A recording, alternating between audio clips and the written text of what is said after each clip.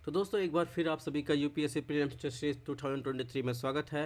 ये test series है polity की, यानी इंडियन पॉलिटी की टेस्ट सीरीज है, जिसमें टेस्ट नंबर 9 है, जिसमें हम एम लक्ष्मीकांत और अदर बुक को शामिल करते हुए पॉलिटी की टेस्ट सीरीज करवा रहे हैं, जिसमें ये टेस्ट नंबर 2 है। इसके पहले टेस्ट नंबर फर्स्ट में हमने 5 टेस्ट में 100 क्वेश्चन सॉल्व कर दिया है, जिसकी इंग्लिश और हिंदी की पीडीएफ आपको सेपरेट एनालिसिस के साथ हमारे टेलीग्राम चैनल STN IS पर आपको मिल जाएगी पहले से। और आपने अभी तक वीडियो नहीं देखा, प्लेलिस्ट में जाकर देख सकते हैं। इसके पहले हमारी जो टेस्ट सीरीज चल रही है, एनवायरमेंट इकोलॉजी की चल रही है, पॉलिटी की चल रही है, ज्योग्राफी की चल रही है, इकोनॉमी की, modern history and ancient history, यानी जितने भी सब्जेक्ट हैं सबके टेस्ट सीरीज चल रही है। तो टेस्ट नंबर 2 में हमने 4 पार्ट में मौलिक अधिकार, राज्य के नीतिशक सिद्धांत, मौलिक कर्तव्य, संघीय सिस्टम, संसदीय सिस्टम और basic structure, union and it's territory को देखा है। इस 5वें पार्ट में आज हम क्वेश्चन नंबर 81 से 100 क्वेश्चन सॉल्व करेंगे, यानी 100 क्वेश्चन पूरा हो जाएगा। इसका एनालिसिस पीडीएफ हिंदी और इंग्लिश सेपरेट आपको हमारे टेलीग्राम चैनल पर मिल जाएगा, जैसे पहले मिलता आया है। आप यहां से स्कैन करके या STDN IS सर्च करके, या आप डिस्क्रिप्शन बॉक्स में लिंक से आप पा सकते हैं। आपको कोई भी प्रॉब्लम है, हमारे टेलीग्राम नंबर पर आप SMS कर दीजिए। ये जो टेस्ट सीरीज चल रही है, इसमें 5000 से 6000 क्वेश्चन करवाने वाले हैं, जिसमें सभी सब्जेक्ट को शामिल किए हैं। इसके अलावा UPSC के प्रीवियस के ईयर्स के क्वेश्चन भी शामिल किए हैं, ठीक है। और अभी तक अगर आपको थोड़ा सा भी आपको टेस्ट पसंद आ रहा हो तो चैनल को लाइक, सब्सक्राइब, शेयर जरूर कीजिए, ताकि ज़्यादा से ज़्यादा लोग इससे जुड़ सके। और कमेंट में कमेंट बॉक्स बताइए, अपने फीडबैक बताइए कैसा ये टेस्ट सीरीज है और क्या आप चाहते हैं, तो उसके अकॉर्डिंग और भी क्वेश्चन हम लाने की कोशिश करेंगे, ठीक है। तो आज के क्वेश्चन नंबर 81 को देखते हैं पार्ट 5 में। आज का ये टेस्ट 2 का लास्ट वीडियो है, इसके बाद टेस्ट 3 चालू होगा। इसमें पूछा है संविधान के अनुच्छेद 30 के बारे में निम्नलिखित कथनों पर विचार कीजिए। इसके तहत संरक्षण केवल धार्मिक और भाषायिक अल्पसंख्यकों तक सीमित है। ऑप्शन 2, यह प्रावधान करता है कि सहायता प्रदान करते समय राज्य अल्पसंख्यकों द्वारा प्रतिबंधित किसी भी शैक्षणिक संस्थानों के साथ भेदभाव नहीं करेगा। ऑप्शन 3, अनुच्छेद में प्रयुक्त अल्पसंख्यक शब्द को संविधान में स्पष्ट रूप से परिभाषित किया गया है। ये क्वेश्चन पहले भी थोड़ा सा अलग वे में आ चुका है, इसमें आपको बताना है। अनुच्छेद 30 के संबंध में कथनों पर विचार करना है। तो चलिए दोस्तों विचार करते हैं। इसके पहले भी हम लोगों ने विचार ही किया है, तभी क्वेश्चन सॉल्व किया है। अगर भारतीय संविधान के अनुच्छेद 30 में बात करें तो उसमें कहा गया है कि सभी धार्मिक और भाषाई अल्पसंख्यकों को अपनी पसंद के शैक्षणिक संस्थानों की स्थापना और प्रशासन करने का अधिकार है। इसमें यह भी कहा गया है दोस्तों कि अल्पसंख्यकों को किसी भी संपत्ति के अनिवार्य अधिग्रहण के लिए राज्य द्वारा निर्धारित मुआवजे की राशि देते वक्त उनके गारंटीकृत अधिकार को प्रतिबंधित या निरस्त नहीं किया जाएगा। तो इस प्रकार जो है ऑप्शन 1 सही है। ऑप्शन 2 की बात करें तो ऑप्शन 2 भी सही है, क्योंकि भारतीय संविधान के अनुच्छेद 30 में कहा गया है कि सहायता प्रदान करने में राज्य अल्पसंख्यकों द्वारा प्रतिबंधित किसी भी शैक्षणिक संस्थान के साथ भेदभाव नहीं करेगा। ऑप्शन 3 की बात करें, ऑप्शन 3 गलत है, क्योंकि संविधान में कहीं भी अल्पसंख्यक शब्द को परिभाषित नहीं किया गया है। तो इसमें पूछा सही उत्तर कौन सा है, 1 और 2 सही, यानी ऑप्शन ए सही है। क्वेश्चन नंबर 82 को देखते हैं दोस्तों, जिसमें पूछा निम्नलिखित कथनों पर विचार कीजिए। संविधान के अनुच्छेद 32 के तहत जो है 32 किससे संबंधित है, सुप्रीम कोर्ट से, ये आपको पता ही है। 226 सर्वोच्च हाई कोर्ट से संबंधित है, ठीक है। तो संविधान के अनुच्छेद 32 के तहत सर्वोच्च न्यायालय की शक्ति मौलिक है लेकिन व्यापक नहीं। ऑप्शन 2 की बात करें, अनुच्छेद 32 केवल जो है एक कार्यकारी आदेश की संवैधानिकता को निर्धारित करने के लिए लागू नहीं हो सकता जब तक यह सीधे किसी मौलिक अधिकार का उल्लंघन ना करे। ऑप्शन 3 की बात करें, उच्च न्यायालय की बात कर रहा है, संविधान के अनुच्छेद 226 की बात कर रहा है, के तहत अपने अधिकार क्षेत्र का प्रयोग करने से इनकार कर सकता है वो उच्च न्यायालय की बात कर रहा है। तो इसमें कौन सा ऑप्शन सही है, उच्च न्यायालय और सर्वोच्च न्यायालय के बारे में। अगर ऑप्शन 1 की बात करेंगे दोस्तों, जिसमें भारतीय संविधान के अनुच्छेद 32 मौलिक अधिकारों के प्रवर्तन के लिए उपचार के अधिकार की पुष्टि करता है और मौलिक अधिकारों के प्रवर्तन के लिए सर्वोच्च न्यायालय की शक्ति मौलिक अधिकार को व्यापक बनाता है। मूल क्योंकि पीड़ित नागरिक मौलिक अधिकार और व्यापक प्रवर्तन के लिए सीधे सर्वोच्च न्यायालय में जा सकता है, क्योंकि सर्वोच्च न्यायालय की शक्ति निर्देशन के लिए आदेश जारी करने तक सीमित नहीं बल्कि सभी प्रकार के रिट जारी करने का भी है। इस प्रकार ये ऑप्शन गलत हो जाएगा। ऑप्शन 2 की बात करें, ये सही है, क्योंकि भारतीय संविधान के अनुच्छेद 32 के तहत सर्वोच्च न्यायालय उस प्रश्न का निर्धारण नहीं कर सकता जिसमें मौलिक अधिकार शामिल नहीं है। इसके अलावा अनुच्छेद 32 केवल एक कार्यकारी आदेश की संवैधानिकता को निर्धारित करने के लिए लागू नहीं हो सकता जब तक यह सीधे किसी मौलिक अधिकार का उल्लंघन नहीं करता। ठीक है, ऑप्शन 2 सही। ऑप्शन 3 की बात करें ये भी सही है। ठीक है, जो अनुच्छेद 32 के तहत फंडामेंटल जो राइट्स है उसका उल्लंघन होता है, उसके खिलाफ सुप्रीम कोर्ट जा सकते हैं। लेकिन आप में एक मौलिक अधिकार है, इस संदर्भ में सर्वोच्च न्यायालय अपने अधिकार क्षेत्र का प्रयोग करने से इनकार नहीं कर सकता। दूसरी ओर 226 के तहत जो हाई कोर्ट का मामला है, वह उपाय जिसके द्वारा पीड़ित व्यक्ति मौलिक अधिकार को उल्लंघन के खिलाफ हाई कोर्ट जा सकता है, विवेकाधीन है, और इसके संदर्भ में उच्च न्यायालय जो क्या करता है, अपने रिट का अधिकार क्षेत्र प्रयोग करने से इनकार कर सकता है। इस प्रकार 2 और 3 सही है, यानी ऑप्शन बी सही है। क्वेश्चन नंबर 83 की बात करें, इसमें अनुच्छेद 33 मौलिक अधिकारों को प्रतिबंध करने का प्रावधान करता है, जबकि मार्शल लॉ भारत के क्षेत्र के भीतर किसी भी क्षेत्र में लागू हो। ऑप्शन 2 की बात करें, अनुच्छेद 34 में संसद को केवल सशस्त्र बलों और अर्धसैनिक बलों के सदस्यों के मौलिक अधिकारों को प्रतिबंधित करने का अधिकार देता है। ठीक है, तो इसमें ऑप्शन 1 देखेंगे, ऑप्शन 1 गलत है, क्योंकि भारतीय संविधान का अनुच्छेद 33 संसद को सशस्त्र बलों और अर्धसैनिक बलों, पुलिस बलों और खुफिया एजेंसियों और समान बलों के सदस्यों को मौलिक अधिकारों को प्रतिबंधित या निरस्त करने का अधिकार देता है। इसके पीछे का उद्देश्य है कि अपने कर्तव्यों को सुनिश्चित निर्वहन और उनमें सुशासन अनुशासन बनाए रखने के लिए यह सुनिश्चित करना है। तो इस प्रकार जो है ऑप्शन जो है 1 गलत है। अगर बात करें ऑप्शन 2 की, ऑप्शन 2 गलत है, क्योंकि भारतीय संविधान अनुच्छेद 34 मौलिक अधिकार को सुरक्षा प्रदान करता है जब भारत के किसी भी क्षेत्र में मार्शल लॉ लगाया गया हो और संसद किसी भी सरकारी कर्मचारी या किसी भी व्यक्ति को उसके द्वारा रख रखाव या बचाव के लिए किए गए कार्य क्षतिपूर्ति कराने का अधिकार देता है। इस प्रकार इसमें देखेंगे ऑप्शन डी है, नॉन ऑफ दी एबव, यानी इसमें कौन सा करेक्ट है, ना तो 1 ना तो 2। क्वेश्चन नंबर 84 की बात करें, 84 में मार्शल लॉ के बारे में इसमें भी पूछा है। यह सरकार और अदालतों के सामान्य कानून को निलंबित करता है। ऑप्शन 2 की बात करें, संविधान में विशिष्ट और विस्तृत प्रावधान है जो अधिकारियों को मार्शल लॉ घोषित करने के लिए अधिकृत करते हैं। ऑप्शन 3 की बात करें, इसे लागू करने से मौलिक अधिकार और केंद्र राज्य संबंधों को प्रभावित होते हैं। सही चयन उत्तर आपको करना है मार्शल लॉ के बारे में। तो अगर दोस्तों ऑप्शन 1 की बात करें, तो ऑप्शन 1 में क्या कहा गया है, ऑप्शन 1 जो कहता है कि जब भारतीय संविधान के अनुच्छेद 34 के अनुसार मार्शल लॉ लागू होगा तो सरकार और अदालत सामान्य कानून निलंबित हो जाता है। ठीक है, इस प्रकार ऑप्शन 1 सही है। ऑप्शन 2 की बात करें, ऑप्शन 2 गलत है दोस्तों। संविधान में ऐसा कोई विशिष्ट प्रावधान नहीं जो अधिकारियों को मार्शल लॉ घोषित करने अधिकृत करता है। हालांकि भारतीय संविधान का अनुच्छेद 34 जो है इसमें निहित है। तो इस प्रकार ऑप्शन 2 गलत है। ऑप्शन 3 भी गलत है, क्योंकि मार्शल लॉ का अधिरोपण केवल मौलिक अधिकारों को प्रभावित करता है, केंद्र राज्य संबंध पर कोई प्रभाव नहीं डालता। राष्ट्रीय आपातकाल लागू होने पर केंद्र राज्य संबंध भी प्रभावित होते हैं। तो इस प्रकार इसमें कौन सा कथन सही है, तो देखेंगे ऑप्शन इसमें ए, केवल ए सही है।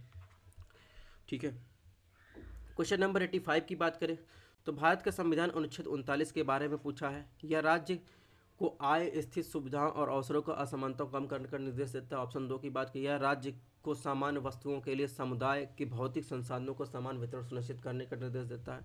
ऑप्शन 3 की बात करें, यह राज्य को धन उत्पादन के साधनों को एकाधिकार को रोकथाम करने का निर्देश देता है। तो सही उत्तर आपको चूज करना है। अनुच्छेद 39 के संबंध में आपको ये क्वेश्चन पूछा गया है। तो अगर बात करें ऑप्शन 1 की, आय, स्थित सुविधाओं और अवसरों में असमानता को कम करने का निर्देश भारतीय संविधान का अनुच्छेद 38 में दिया गया है, ना कि 39 में, ये गलत हो जाएगा।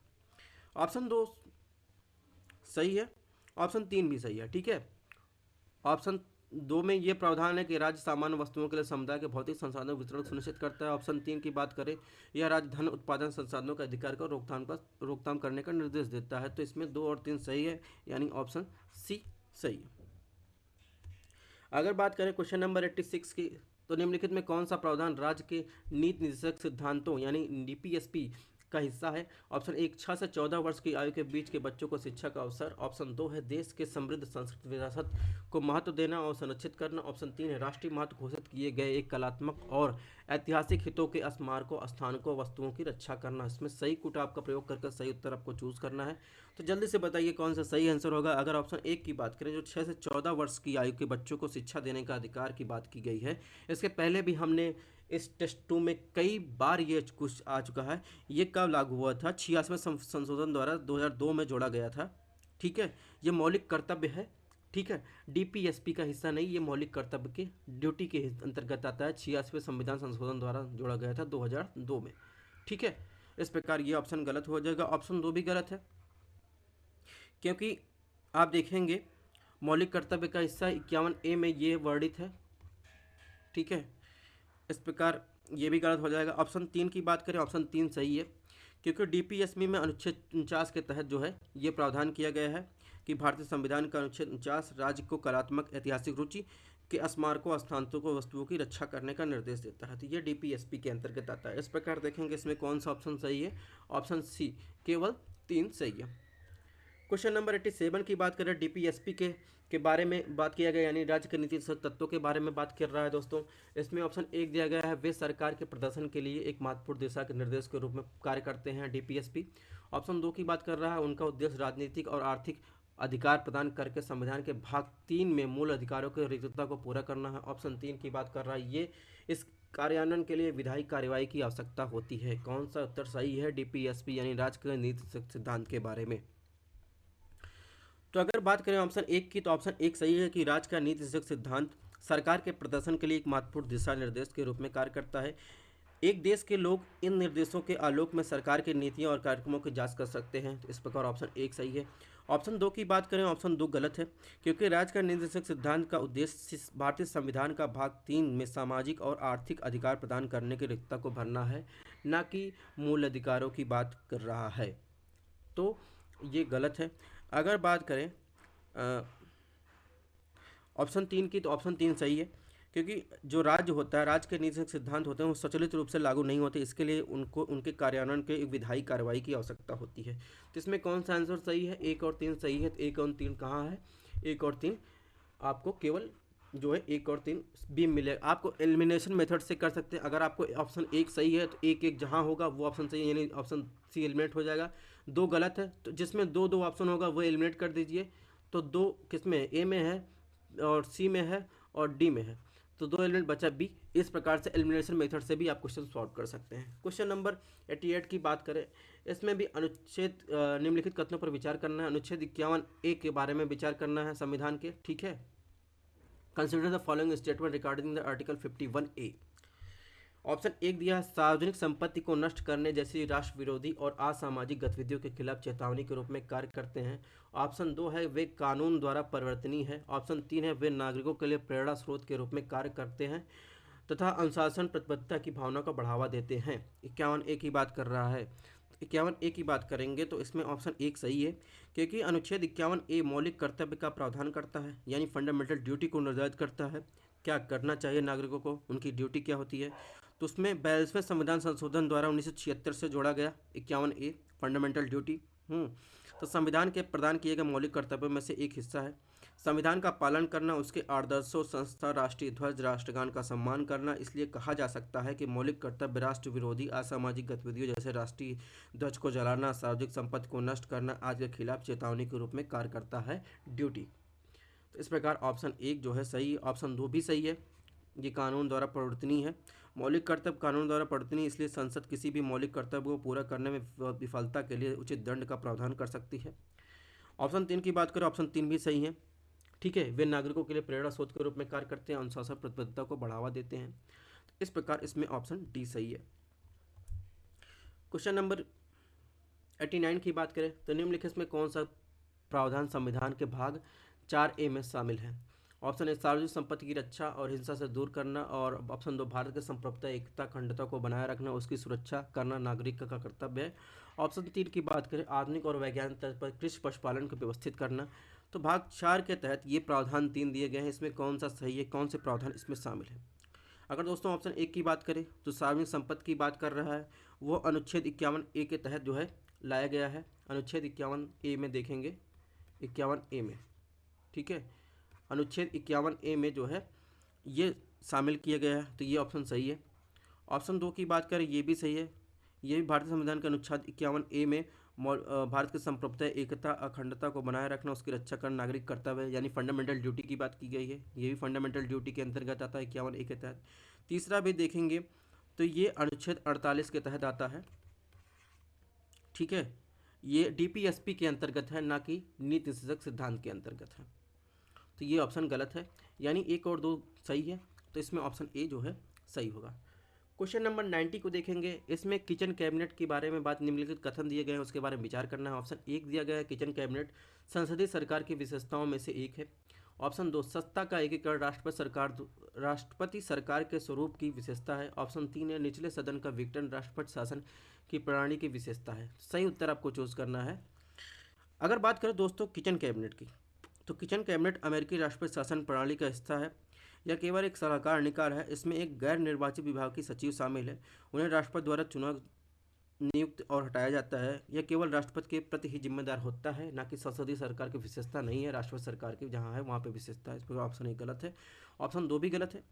ठीक है। सत्ता के एकीकरण की बात करें तो सरकार के संसदीय स्वरूप की विशेषताओं में से एक है, क्योंकि संसदीय सिस्टम में क्या होता है, कार्यपालिका विधायिका के साथ अविभाज्य है, यानी वो अलग नहीं है।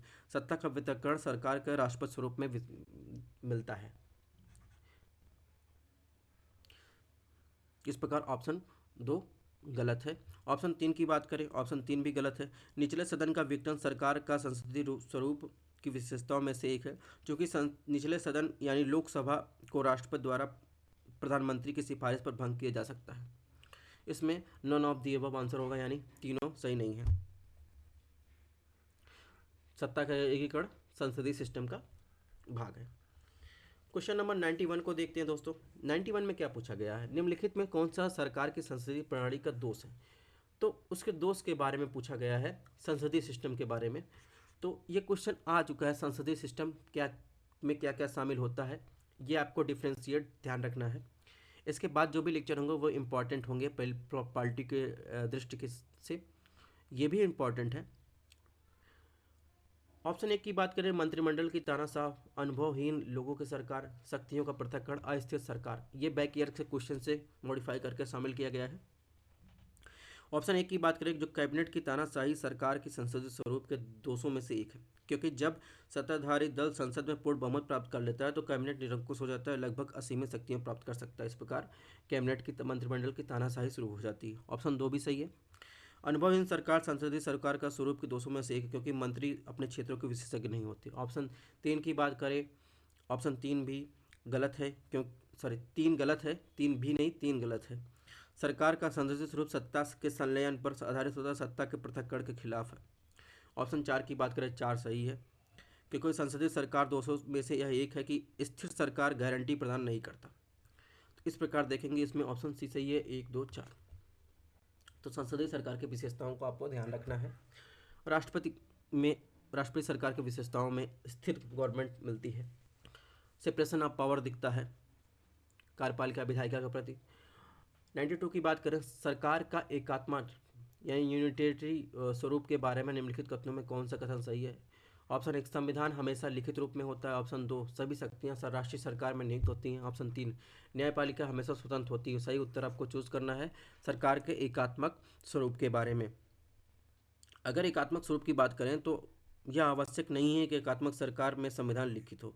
लिखित संविधान के रूप में फ्रांस को लिया जा सकता है, अलिखित संविधान के रूप में ब्रिटेन को लिया जा सकता है। ऑप्शन 1 गलत है, ऑप्शन 2 सही है। सरकार का एकात्मक स्वरूप सत्ता का कोई विभाजन नहीं होता, सारी शक्तियां राष्ट्रीय सरकारों के पास होती हैं। अगर न्यायपालिका की बात कर रहा है, ठीक है, एकात्मक शासन में, तो ऑप्शन 3 गलत है। सरकार का एकात्मक रूप न्यायपालिका को स्वतंत्र हो सकती है या स्वतंत्र नहीं भी हो सकती है। ठीक है, हमेशा स्वतंत्र नहीं होती। ऑप्शन 3 गलत है, यानी ऑप्शन बी, इसमें केवल 2 सही है। क्वेश्चन नंबर 93 को देखते हैं दोस्तों। इसमें निम्नलिखित में कौन भारतीय संविधान की एकात्मक विशेषताएं हैं। इसके पहले भी हमने देखा। अलिखित भारतीय सेवाएं, एकीकृत चुनाव तंत्र, संविधान का लचीलापन। ऑप्शन 4, सर्वोच्च संविधान की सर्वोच्चता। अलिखित भारतीय संविधान की एकात्मक विशेषता की बात कर रहा है। ठीक है, तो एकात्मक विशेषता के बारे में दोस्तों अगर ऑप्शन 1 देखेंगे तो इसमें 1 गलत है, सॉरी 1 सही है, क्योंकि अगर बात करेंगे अखिल भारतीय सेवाओं की उपस्थित भारतीय संविधान की एकात्मक विशेषताओं में से एक है। अखिल भारतीय से अधिकारियों अपने सम्मानित राज्य संवर्ग की सेवा करते हैं, लेकिन उन्हें केंद्र द्वारा भर्ती और प्रशिक्षित किया जाता है, जिनका उन पर अंतिम नियंत्रण होता है। जैसे IAS या DM की बात कर लें आपकी भाषा में। इसलिए ये सेवाएं संघवाद के सिद्धांत का उल्लंघन करती है, यानी भारतीय संविधान एकात्मक विशेषता में अखिल भारतीय सेवाएं भी शामिल है। ऑप्शन दो भी शामिल है। एक, भारत में चुनाव आयोग न केवल केंद्रीय विधायिका बल्कि राज्य विधायिका भी चुनाव आयोग करता है। ऑप्शन तीन की बात करें, ऑप्शन तीन भी सही है कि भारत में संविधान संशोधन की प्रक्रिया अंग संघ की व्यवस्थाओं की तुलना में कम कठोर है, लचीलापन ज़्यादा है। ऑप्शन फोर की बात करें, ऑप्शन फोर गलत है कि संविधान की सर्वोच्चता संविधान की संघीय विशेषता है, न कि एकात्मक विशेषता। तो इस प्रकार इसमें कौन सा ऑप्शन सही होगा दोस्तों? इसमें का ऑप्शन 20 में सही होगा। क्वेश्चन नंबर 94 को देखिए दोस्तों, इसमें निम्नलिखित कथनों पर विचार करने को कहा है, तो चलिए विचार कर लेते हैं। ऑप्शन एक में पूछा है भारतीय संघ अविनाशी राज्यों का अविनाशी संघ है। ऑप्शन दो, अमेरिकी संघ विनाशी राज्यों का अविनाशी संघ है। तो गलत उत्तर आपको चूज करना है एक और दो में। अगर ऑप्शन एक देखेंगे तो ऑप्शन एक गलत है। भारतीय संघ जो है विनाशी राज्यों का एक अविनाशी संघ है, यानी विनाशी राज्यों का एक अविनाशी संघ है। चूंकि भारत के राज्यों को क्षेत्रीय अखंडता का कोई अधिकार नहीं, संसद एक तरफा कार्रवाई से किसी भी राज्य क्षेत्र सीमाओं का नाम बदल सकती है, जिसके लिए केवल एक साधारण बहुमत की आवश्यकता होती है, न कि विशेष बहुमत की। ऑप्शन दो की बात करें, ऑप्शन दो भी गलत है, क्योंकि अमेरिका फेडरेशन जो होता है, यूनियन की बात कर रहा है, वो अविनाशी राज्यों का एक अविनाशी संघ है। इस प्रकार इसमें ऑप्शन सी एक और दो दोनों गलत होगा। क्वेश्चन नंबर 95 में क्या पूछा गया? भारतीय संविधान के भाग 3 के बारे में दोस्तों पूछा गया। ऑप्शन एक में दिया गया अनुच्छेद 29 के तहत अल्पसंख्यक के हितों की सुरक्षा केवल अल्पसंख्यकों तक सीमित नहीं है, इसमें समाज के बहुसंख्यक वर्ग भी शामिल है। ऑप्शन बी की बात कर रहा है, अनुच्छेद 20 और 21 के तहत अधिकारों को किसी भी प्रकार के आपात स्थिति में निर्मित नहीं किया जा सकता। ऑप्शन सी की बात कर रहा है, संविधान के अनुच्छेद 17 में अस्पृश्यता का ऐतिहासिक रूप से विकसित कुछ व्यक्तियों के खिलाफ कुछ व्यक्तियों के सामाजिक बहिष्कार की प्रथा के रूप में परिभाषित करता है। ऑप्शन डी की बात करें तो अनुच्छेद 19 के तहत नागरिकों के लिए उपलब्ध है, ना कि गैर नागरिकों के लिए। तो इसके पहले वाले लेक्चर में मैंने बताया था कि मौलिक अधिकार कौन से नागरिकों के लिए, कौन से नागरिक और गैर नागरिकों के लिए उपलब्ध है। तो चलिए फिलहाल देख लेते हैं।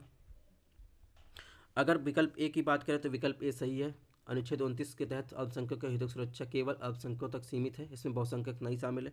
ऑप्शन बी की बात करें तो ये भी सही है। 44वें संविधान संशोधन द्वारा क्या किया गया था? अनुच्छेद 20 और 21 के अधिकार आपातकाल के दौरान लागू करने रहते हैं। ऑप्शन सी गलत है। इसमें क्या है, अस्पृश्यता शब्द को ना तो संविधान में परिभाषित किया गया, ना ही नागरिक अधिकार संरक्षण 1955 के तहत परिभाषित किया गया। मैसूर उच्च न्यायालय ने माना था कि 17 जो है अनुच्छेद 17 के विषय वस्तु अपने शाब्दिक और व्याकरणिक अर्थों में अस्पृश्यता नहीं बल्कि ऐतिहासिक रूप से देश में विकसित हुई प्रथा है। ये भी आपको ध्यान रखना है कि कोर्ट क्या कह रहा है, उससे भी क्वेश्चन सही होते हैं। ऑप्शन डी की बात करें, ऑप्शन डी सही है। अनुच्छेद 15, 16, 19, 29, 30 के तहत केवल नागरिकों के लिए उपलब्ध है और गैर नागरिकों इससे वंचित किए गए। तो इसमें पूछा कौन सा गलत है, यानी ऑप्शन सी गलत है। क्वेश्चन नंबर 96 में क्या पूछा है दोस्तों? अनुच्छेद 21 के बारे में पूछा है। भारत संविधान में प्रावधान है कि कानून की प्रक्रिया के अनुसार किसी व्यक्ति को उसके जीवन की स्वतंत्रता से वंचित नहीं किया जा सकता। ऑप्शन दो है, सुप्रीम कोर्ट ने इसके तहत निजता के अधिकार और इंटरनेट एक्सेस पाने का अधिकार मौलिक अधिकार घोषित किया है। ऑप्शन तीन की बात करिए, संविधान का एकमात्र अनुच्छेद है जिसकी व्यापक संभव जो है क्या एक्सप्लेनेशन प्राप्त हुई है, मैंने समय समय पर जो है इसमें इसकी दायरा बढ़ाया गया है। तो इसमें कौन सा कथन सही है? ऑप्शन एक की बात करें, ऑप्शन एक जो है गलत है। संविधान का अनुच्छेद 21 में प्रावधान है कि कानून द्वारा स्थापित प्रक्रिया के अनुसार किसी भी व्यक्ति को उसके जीवन या व्यक्तिगत स्वतंत्रता से वंचित नहीं किया जाएगा। मेनका गांधी केस आपने सुना होगा, जो पासपोर्ट वाला मामला था। उस मामले में 1978 में सुप्रीम कोर्ट ने कानून की उचित प्रक्रिया की अवधारणा पेश की थी। ये ऑप्शन गलत है। ऑप्शन दो की बात करें, ऑप्शन दो गलत है। सर्वोच्च न्यायालय ने निजता का अधिकार जो पुत्र स्वामी मामले में और इंटरनेट के अधिकार अनुराधा बसीन मामला जो था, जो अनुराधा बसीन बनाम भारत संघ मामले में मौलिक अधिकार घोषित किया, लेकिन निजता का अधिकार को अनुच्छेद 21 के तहत मौलिक अधिकार घोषित किया गया, जबकि इंटरनेट का अधिकार अनुच्छेद 19 के तहत घोषित किया गया है। ठीक है, इंटरनेट का अधिकार अनुच्छेद 19 के तहत घोषित किया गया है। ऑप्शन तीन की बात करें, ये सही है, क्योंकि अगर अनुच्छेद 21 का एकमात्र ऐसा अनुच्छेद जिसकी व्यापक संभावित एक्सप्लेनेशन प्राप्त हुआ है, इसमें सर्वोच्च न्यायालय ने स्वास्थ्य का अधिकार, 14 वर्ष की आयु तक शिक्षा का अधिकार, त्वरित परीक्षण का अधिकार जैसे विभिन्न अधिकारों को घोषणा की, जिसके तहत मौलिक अधिकारों के तहत के रूप में निष्पक्ष परीक्षण, मुफ्त कानूनी सहायता, का अधिकार आदि शामिल है। तो समय के साथ अनुच्छेद 21 का दायरा व्यापक होता गया। इंटरनेट का अधिकार अनुच्छेद 19 के तहत शामिल है। इस प्रकार देखेंगे इसमें कौन सा ऑप्शन सही है। ऑप्शन डी केवल 3 सही है।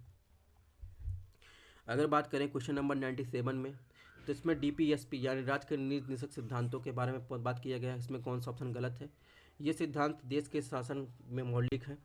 ऑप्शन बी, वनों, झीलों, नदियों, वन्य जीवों सहित प्राकृतिक पर्यावरण की रक्षा, सुधार करना, जीवित प्राणियों के प्रति दया एक निर्देशक सिद्धांत है। ऑप्शन सी, ऐसे कानून को असंवैधानिक होने से बचाने के लिए एक निर्देशक सिद्धांत को प्रभावित करने वाले कानूनों को अनुच्छेद 19 और अनुच्छेद 14 और अनुच्छेद 19 के संबंध में उचित माना जा सकता है।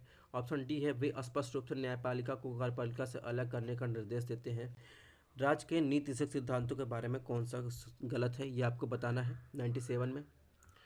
तो अगर बात करें ऑप्शन एक की, तो ऑप्शन एक सही है। अनुच्छेद 37 के तहत प्रावधान किया गया है कि नीति तत्व देश में शासन के मौलिक हैं। ठीक है, अनुच्छेद 37 के अंतर्गत। इस प्रकार ऑप्शन एक जो है सही है। ऑप्शन दो की बात करें, ऑप्शन दो गलत है, क्योंकि ये 51A(G) के तहत मौलिक कर्तव्य है, न कि डीपीएसपी। 51A(G) के तहत मौलिक कर्तव्य है। ऑप्शन दो गलत हो जाएगा, यानी ऑप्शन ये सही हो जाएगा। इसके अलावा चलो ऑप्शन सी भी देख लेते हैं। ऑप्शन सी क्या, ऑप्शन सी सही है। ठीक है, ऑप्शन डी सही है। अनुच्छेद 50 में प्रावधान है कि जो डीपीएसपी के अंतर्गत आता है। इस प्रकार इसमें ऑप्शन देखेंगे कौन सा गलत है। ऑप्शन बी गलत है। क्वेश्चन नंबर 98 की बात करें, इसमें क्या पूछा गया है। भारतीय संसदीय सिस्टम के बारे में पूछा गया है। कौन सा कथन सही है। ऑप्शन ए, संसद के निचले सदन को राष्ट्रपति द्वारा मंत्रिपरिषद की सलाह पर भंग किया जा सकता है। ऑप्शन बी, राष्ट्रपति राष्ट्र अध्यक्ष और सरकार का मुखिया होता है। ऑप्शन सी, मंत्रिपरिषद द्वारा दी गई सलाह राष्ट्रपति के पर बाध्यकारी होती है। ऑप्शन डी, यदि निचले सदन में सत्तारूढ़ दल अपना बहुमत खो देता है तो विपक्षी नेता स्वतः ही प्रधानमंत्री बन जाता है। इसमें कौन सा कथन गलत है संसदीय सिस्टम के बारे में। अगर ऑप्शन ए की बात करें, ऑप्शन ए गलत है। ठीक है, संसद का निचले सदन को राष्ट्रपति द्वारा मंत्रिपरिषद की सिफारिश पर भंग किया जा सकता है, ये गलत है, क्योंकि संसद का निचला सदन राष्ट्रपति द्वारा प्रधानमंत्री की सिफारिश पर भंग किया जा सकता है, न कि मंत्रिपरिषद का। ऑप्शन बी भी गलत है। राष्ट्रपति राज्य का मुखिया होता है, जबकि प्रधानमंत्री सरकार का मुखिया होता है। ऑप्शन सी की बात करें, ये सही है। अनुच्छेद 74 में राष्ट्रपति को अपने कार्यों की सहायता के लिए बात किया गया है। कार्यों की सहायता के लिए बात किया गया प्रधानमंत्री की एक अध्यक्षता में एक मंत्रिपरिषद का प्रावधान किए गए। 42वें संविधान और 44वें संवैधानिक संशोधन में मंत्रिस्तरीय सलाह को राष्ट्रपति के लिए बाध्यकारी बना दिया गया है, ये भी आपको ध्यान रखना है। ऑप्शन डी की बात करें, ऑप्शन डी गलत है। ठीक है, क्योंकि यदि सत्तारूढ़ दल निचले सदन का अपना बहुमत खो देता है तो विपक्षी नेता स्वतः ही प्रधानमंत्री नहीं बनता, उससे निचले सदन के बहुमत साबित करना होता है, तब वो प्रधानमंत्री बनता है। तो सही कौन सा है, ऑप्शन सी सही है। क्वेश्चन नंबर 99 को देखते हैं। प्रस्तावना के संदर्भ में पूछा है। प्रियम्बल। ऑप्शन ए, प्रस्तावना संविधान का अधिकार स्रोत प्रदान करता है। ऑप्शन बी है, प्रस्तावना विचार, अभिव्यक्ति, अवसर, विश्वास, पूजा की स्वतंत्रता प्रदान करता है। ऑप्शन सी, प्रस्तावना संविधान के 44वें संविधान अधिनियम द्वारा केवल एक बार संशोधित किया गया। ऑप्शन डी, बेरूबारी संघ मामले में सर्वोच्च न्यायालय मानव प्रस्तावना संघ का एक हिस्सा है। इसके पहले वाले टेस्ट फर्स्ट में हमने इसको बाकायदा डिस्कस किया था, बहरहाल इसमें भी देख लेते हैं। अगर प्रस्तावना की बात करें, प्रस्तावना भारत के लोगों के रूप में संविधान का अधिकार स्रोत प्रदान करता है, ये भी ऑप्शन सही है। ऑप्शन बी गलत है। प्रस्तावना विचार, अभिव्यक्ति, विश्वास, पूजा की स्वतंत्रता प्रदान करता है। किसकी किसकी? विचार, अभिव्यक्ति, विश्वास और क्या, पूजा की स्वतंत्रता प्रदान करता है, ना कि अवसर की। इस प्रकार ये ऑप्शन गलत है। ऑप्शन सी की बात करें, ऑप्शन सी भी गलत है। प्रस्तावना 42वें संविधान संशोधन 1974 के माध्यम से केवल एक बार संशोधित किया गया, जिसने प्रस्तावना 3 नए शब्द समाजवादी, धर्मनिरपेक्ष, अखंडता जोड़ा। तो ये 44वें नए 42वें संविधान संशोधन द्वारा किए गए थे। ऑप्शन डी की बात करें, ये भी गलत है। बेरूबारी यूनियन मामले में सुप्रीम कोर्ट ने माना प्रस्तावना संविधान का हिस्सा नहीं है। ठीक है, लेकिन जब केशवानंद भारती वाला मामला हुआ 1976 के लगभग, तो उसमें सुप्रीम कोर्ट ने कहा कि ये संविधान और प्रस्तावना जो संविधान का हिस्सा है। तो इस प्रकार इसमें देखेंगे, इसमें ऑप्शन ए जो है सही है। क्वेश्चन नंबर 100 की बात करें, इसमें भारतीय संविधान के इतिहास के संदर्भ में निम्नलिखित घटनाओं पर विचार करना है। ऑप्शन एक, मिनर्वा मिल्स केस, बच्चों के स्वास्थ्य के विकास के अवसर सुरक्षित करने का निर्देश, संविधान के तहत न्यायपालिका को कार्यपालिका से अलग करने का प्रावधान। ऑप्शन 4, अनुसूचित जाति अनुसूचित जनजाति के पक्ष में पदोन्नति में आरक्षण की परिणामी वरिष्ठता का प्रावधान, तो उसका कालक्रमक यानी सीक्वेंस क्रोनोलॉजी आपको बताना है कब क्या हुआ था। अगर बात करें न्यायपालिका को कार्यपालिका से अलग करने का निर्देश अनुच्छेद 50 के तहत प्रदान जो मूल संविधान का हिस्सा है, ठीक है, तो मूल संविधान का हिस्सा है, ये तो पहले आएगा। इसके अलावा बात करें बच्चों को स्वास्थ्य विकास अवसर सुरक्षित करने का निर्देश अनुच्छेद 39 F के तहत प्रदान किया गया, जो 42वें संविधान संशोधन द्वारा 1976 में प्राप्त किया गया, ठीक है। मिनर्वा मिल्स केस कब आया था? मिनर्वा मिल्स केस आया था 1980 में। सुप्रीम कोर्ट ने माना था कि भारतीय संविधान मौलिक अधिकारों और डीपीएसपी के बीच संतुलन के आधार स्थापित किए गए हैं। अनुच्छेद 16(4)A के तहत अनुसूचित जातियों अनुसूचित जनजातियों के पक्ष में पदोन्नत के जो परिणामी वरिष्ठता का प्रावधान 50वें संशोधन अधिनियम द्वारा 2001 में ये आया था। इस प्रकार इसमें ऑप्शन सी सही हो जाएगा। तो दोस्तों ये रहा आज टेस्ट 2 का हमारा 100 क्वेश्चन का टारगेट। इसकी पीडीएफ आपको इंग्लिश और हिंदी हमारे टेलीग्राम चैनल स्टडी ज्ञान ईडीओ पर मिल जाएगी, स्टडी ज्ञान आईएएस पर मिल जाएगी। यहाँ से स्कैन कर सकते हैं, डिस्क्रिप्शन बॉक्स में लिंक दी गई है, या आप मैसेज कोई प्रॉब्लम हो कमेंट बॉक्स में। अगर आपको लेक्चर थोड़ा सा भी अच्छा लगा हो टेस्ट, तो थोड़ा लाइक सब्सक्राइब शेयर जरूर कीजिए, ज़्यादा से ज़्यादा लोग पहुँचे। आपका बहुत बहुत धन्यवाद। Thanks for watching, stay tune. आप अपना ध्यान रखिएगा, मिलते हैं नेक्स्ट टेस्ट में। इसकी पीडीएफ आपको जल्दी हमारे टेलीग्राम चैनल पर इस वीडियो को अपलोड होने के बाद मिल जाएगी।